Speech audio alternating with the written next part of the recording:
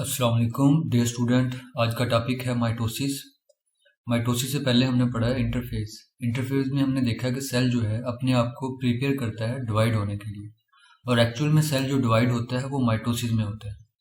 सबसे पहले माइटोसिस की discovery in 1880s German biologist Walther Flemming, इस साइंटिस्ट ने जो है, जर्मन के ये बायोलॉजिस्ट थे, इन्होंने माइटोसिस को डिस्कवर किया। फिर डेफिनेशन माइटोसिस की, mitosis is a type of cell division in which a cell divides into two daughter cells, each with the same number of chromosomes. Mitosis ऐसी सेल डिवीजन होती है जिसमें एक सेल दो सेल में डिवाइड हो जाता है और हर एक सेल के अंदर उतने ही क्रोमोसोम्स होते हैं जितने पेरेंट सेल्स के अंदर होते हैं। जैसा कि पेरेंट सेल्स के अंदर 46 क्रोमोसोम्स होते हैं, तो और नए बनने वाले दोनों सेल में भी 46 क्रोमोसोम्स ही होंगे। बायो के अंदर जो डिवीजन होती है इसमें चीज़ें रिड्यूस नहीं होती बल्कि सेम रहती हैं। सेम क्यों रहती हैं? क्योंकि हमने पढ़ा था कि इंटरफेज में जब एस फेज होता है तो उसमें क्रोमोसोम के नंबर डबल हो जाते हैं, तो जब डिवाइड होते हैं तो दोबारा रिमेन इक्वल टू पेरेंट्स रहते हैं वो। कुछ इसकी कंडीशंस हैं। Mitosis occurs only in eukaryotic cells, ये सिर्फ यूकैरियोटिक सेल्स के अंदर होते हैं जिनके अंदर न्यूक्लियस होता है, और मल्टीसेलुलर ऑर्गेनिज्म के जो सोमैटिक सेल्स होते हैं उनके अंदर माइटोसिस होती है।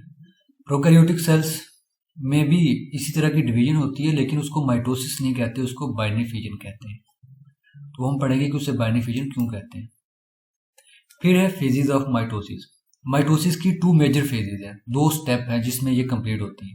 पहला है कैरियोकाइनेसिस। कैरियोकाइनेसिस होता है डिवीजन ऑफ न्यूक्लियस। दूसरी जो फेज है इसका दूसरा स्टेप है division of cytoplasm known as cytokinesis. फिर कैरियोकाइनेसिस के भी मंदरजा झैल स्टेप है, जैसा कि प्रोफेज। प्रो का मतलब होता है अर्ली, फेज का मतलब होता है स्टेप। मेटाफेज मिडल का फेज, एनाफेज मिडल के बाद वाला, टीलोफेज एंड वाला फेज। सोमैटिक सेल्स, हमारी बॉडी जो है दो तरह के सेल्स की बनी होती है, सोमैटिक सेल्स और germline cells. Somatic cells are those which form the body of organism. हमारी बॉडी को जो सेल्स बनाते हैं वो कहलाते हैं सोमैटिक सेल्स।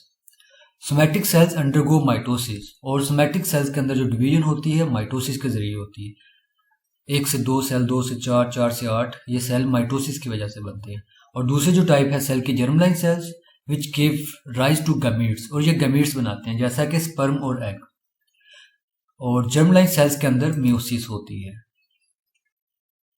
सबसे पहला फेज है प्रोफेज। इसमें हम देखेंगे क्या क्या जो है प्रोसेस सेल के अंदर होता है, सेल अपने आप को किस तरह से रेडी करता है कि वो डिवाइड हो पाता है। क्या सेल के पास सीजर्स होती है? ये हमने देखना है। The genetic material in nucleus is in a loose thread like form called chromatin. Cell के न्यूक्लियस के अंदर जेनेटिक मटीरियल होता है धागे की शक्ल का, जिसे कहते हैं क्रोमाटिन। ये एक्चुअली डीएनए होते हैं, डीएनए और प्रोटीन वगैरह होती है, और ये धागा लाइक स्ट्रक्चर में होते हैं, और इसको कहते हैं क्रोमाटिन। और जब प्रोफेज स्टार्ट होती है तो क्रोमाटिन कंडेंस होना शुरू हो जाते हैं, इकट्ठे होना शुरू हो जाते हैं, आपस में मिलना शुरू हो जाते हैं, और ये खास प्रॉपर स्ट्रक्चर में आ जाते हैं जिसे कहते हैं क्रोमोसोम। ये दो डेफिनेशंस करोगे पेपर के पॉइंट ऑफ व्यू से, जिस तरह कैरियोकाइनेसिस साइटोकाइनेसिस था उसमें भी डिफरेंस आता है, वो भी पेपर के पॉइंट ऑफ व्यू से बड़ा इंपॉर्टेंट है। Each chromosome is made up of 2 sister chromatid. हर एक क्रोमोसोम जो है 2 सिस्टर क्रोमाटिड का बना होता है, और मीन्स के क्रोमोसोम के 2 बाजू होते हैं और एक बाजू को क्रोमाटिड कहते हैं उसमें, और दोनों जो क्रोमाटिड्स होते हैं वो सेंटर में आपस में मिले होते हैं, उस पॉइंट को कहते हैं सेंट्रोमेयर्स।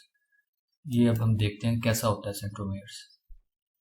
इसमें ये स्टेप दिया हुआ है प्रोफेज का। इसमें आप देख सकते हैं कि जो इनहेरिटेड मटेरियल है, जेनेटिक मटेरियल है, ब्लू कलर में और रेड कलर में थ्रेड लाइक स्ट्रक्चर में यहाँ पर मौजूद है, इसको कहते हैं क्रोमाटिन। और फिर इसके अलावा न्यूक्लियस के बाहर 2 सेंट्रियोल्स हैं, एक सेंट्रियोल ये और दूसरा सेंट्रियोल ये। इसके ग्रुप को कहते हैं सेंट्रोसोम कहते हैं। और सेंट्रोसोम जो है यहाँ पर डिवाइड होना शुरू हो जाते हैं, और उसके बाद क्या होता है कि जो क्रोमाटिन मटेरियल है ये कंडेंस हो जाते हैं और इस शेप में आ जाते हैं, इसको कहते हैं क्रोमोसोम्स। और फिर इसके अलावा जो सेंट्रोसोम्स हैं ये ऑपोजिट पोल की तरफ जाना शुरू हो जाते हैं, एक इस तरफ दूसरा इस तरफ, और यहाँ पर ये धागा लाइक स्ट्रक्चर बनाते हैं जिसे कहते हैं स्पिंडल फाइबर्स।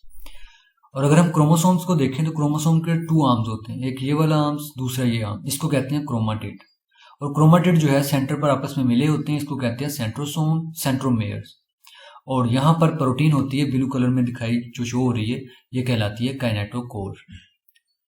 और फिर उसके बाद क्या होता है कि जैसे ही प्रोफेज नेक्स्ट कंटिन्यू होती रहती है तो जो न्यूक्लियर एनवेलप है वो ब्रेक हो जाती है, यहाँ पर देखें न्यूक्लियर एनवेलप मौजूद है, लेकिन यहाँ पर न्यूक्लियर एनवेलप नहीं है, और इसके साथ ही जो क्रोमोसोम्स है वो यहाँ से बाहर आ जाते हैं। और फिर इसके अलावा सेल के अंदर, न्यूक्लियस के अंदर जो न्यूक्लियोलस होता है वो भी डिसअपियर हो जाता है। तो ये था प्रोफेज।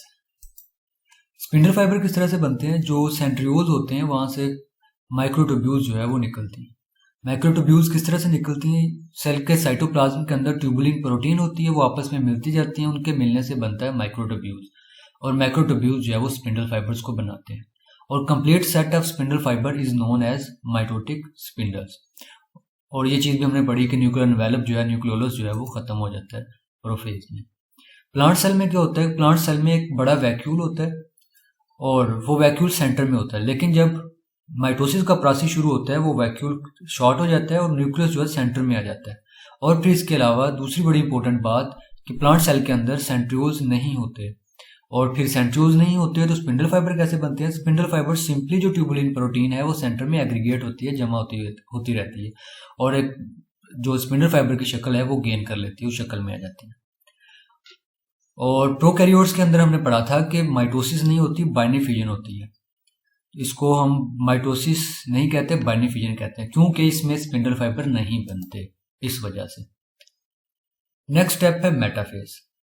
मेटाफेज में क्या होता है कि स्पिंडल फाइबर अपनी सफिशिएंट लेंथ जो है वो ग्रो कर लेते हैं, जितनी इनकी लेंथ होती है। फिर उसके बाद उसमें टाइप्स होती है स्पिंडल फाइबर की, उसमें काइनेटोकोर फाइबर्स होते हैं। काइनेटोकोर फाइबर्स के साथ क्रोमोसोम जो है वो अटैच हो जाते हैं। क्रोमोसोम बिल्कुल सेंटर में आ जाते हैं, इक्वेटर में, और वहां पर एक प्लेट लाइक स्ट्रक्चर बनाते हैं जिसको कहते हैं मेटाफेज प्लेट।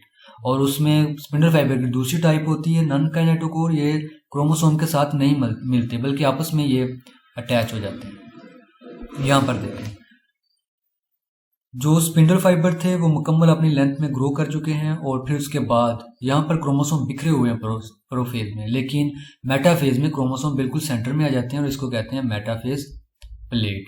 और जिनके साथ क्रोमोसोम अटैच हैं उसको कहते हैं काइनेटोकोर स्पिंडल्स, और जिनके साथ क्रोमोसोम अटैच नहीं है उन स्पिंडल फाइबर को कहते हैं नॉन काइनेटोकोर स्पिंडल्स। और ये सेंटर में बिल्कुल मेटाफेज प्लेट।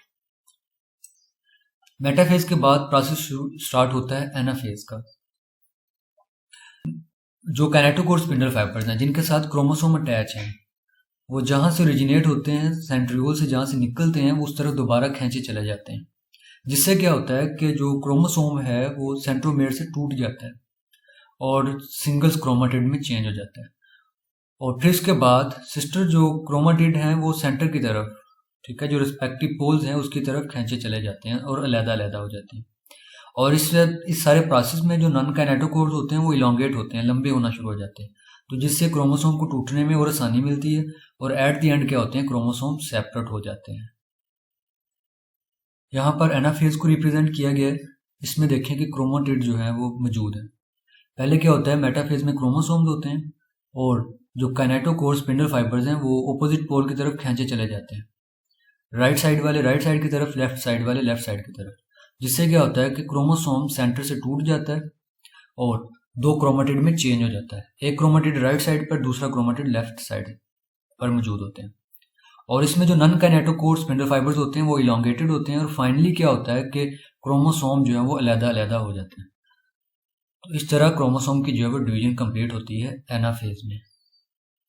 नेक्स्ट है टेलोफेज। टेलोफेज बिल्कुल रिवर्सल होती है प्रोफेज के। जो प्रोसेस प्रोफेज में होता है उसके उल्ट होता है टेलोफेज में। प्रोफेज में हमने पढ़ा था न्यूक्लियर एनवेलप ब्रेक हो जाती है, लेकिन टेलोफेज में न्यूक्लियर एनवेलप बनती है। और प्रोफेज में क्रोमाटिन क्रोमोसोम में चेंज होते हैं, लेकिन टेलोफेज में क्रोमाटिड जो है दोबारा क्रोमाटिन की शक्ल में आ जाते हैं, और इस तरह न्यूक्लियर डिवीजन जो है वो कंप्लीट हो जाती है और न्यूक्लियोलस जो है वो भी दोबारा डेवलप हो जाता है।